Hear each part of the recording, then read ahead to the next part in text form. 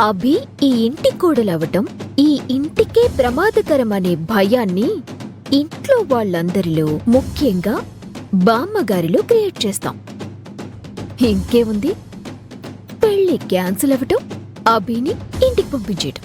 అనుకోవడానికి suspense thriller స్టోరీలా చాలా బాగుంది, కానీ దాని రిజల్ట్ ఊహించుకుంటేనే హర్రర్ స్టోరీలా చాలా భయమేస్తోంది.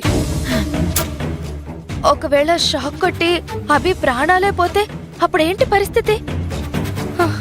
దాని ప్రాణాలు కానీ పోయి పోలీస్ ఎంక్వైరీ గానీ జరిగితే మనమిద్దరము బయటపడితే, వామ్మో వామ్మో, అత్తయ్య గారు అసలు మనల్ని బ్రతకనిస్తారా?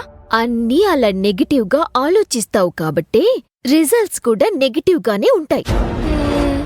నేను చెప్తున్నాను కదా, అది గట్టిపిండం, దానికేం కాదు.